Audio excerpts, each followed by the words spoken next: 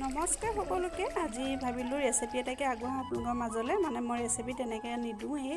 আজি ভাবিলোঁ মানে মাছৰ লগত চটপটি আৰু মাছৰ জোল বনাওঁ বুলি ভাবিছোঁ। তাকে ভাবিলোঁ আপোনালোকলৈও অকণমান ৰেচিপিটো আগবঢ়াই দিওঁ আৰু কেনেকুৱা পালে জনাবচোন কিন্তু দেই। এতিয়া মই মাছখিনি ফ্ৰাই কৰি লৈছোঁ। মাছখিনি ফ্ৰাই কৰা হৈ গ'ল মোৰ। তাৰপিছতে আকৌ একেখিনি তলতে মই এতিয়া ফ্ৰাই কৰি লৈছোঁ আলু মই বেছি বৰ বিশেষকৈ নাখাওঁ, সেই গতিকে এটা আলুকে দিছোঁ। আৰু ল'ৰা ছোৱালীও বৰ ইমানকৈ নাখায়। কিন্তু তাৰপিছতে এতিয়া একেখিনি তেলতে এতিয়া মই পিঁয়াজ দি দিলোঁ। পিঁয়াজ দি তাৰপিছতে বিলাহী এটা, ডাঙৰ বিলাহী এটা দি দিছোঁ। বেছি দিয়া নাই, এটা বিলাহীকে দি ভাজি লৈছোঁ। তাৰপিছতে দি দিছোঁ নিমখ দি দিলে সোনকালে গলি যাব বিলাহীখিনি, নহয় জানো। সেয়াতে নিমখ দি কিনে বিলাহীখিনি লৰাই লৈছোঁ। তাৰপিছতে এতিয়া বিলাহীখিনি ধুনীয়াকৈ গলি যাব।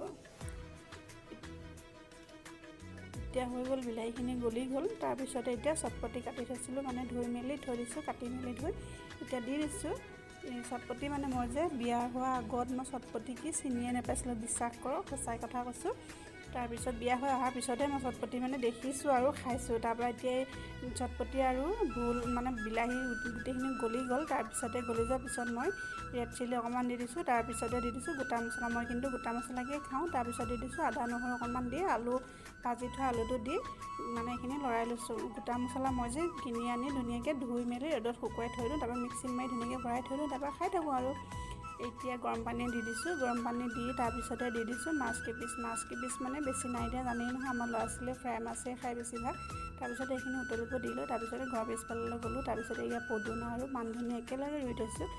মান ধনিয়া কিনি আনিছিলোঁ 3 মুঠি, মানে এমুঠি 10 টকাকৈ কিনি আনি ধনিয়া পাতকেইখিলা খাই তাৰপিছতে শিপাকেইটা ৰুই থৈছিলোঁ। এতিয়া খাবলগীয়া হৈছে, নহয় জানো। এতিয়া তাৰপৰা এতিয়া দাংবডি আলু ভাজি আছোঁ আৰু এইফালে মাছৰ তৰকাৰী হৈয়ে গৈছে মোৰ। তাৰপৰা এতিয়া ধনিয়া পাতকেইখিলা ধুই মেলি ধুনীয়াকৈ কুটি মেলি দি দিছোঁ।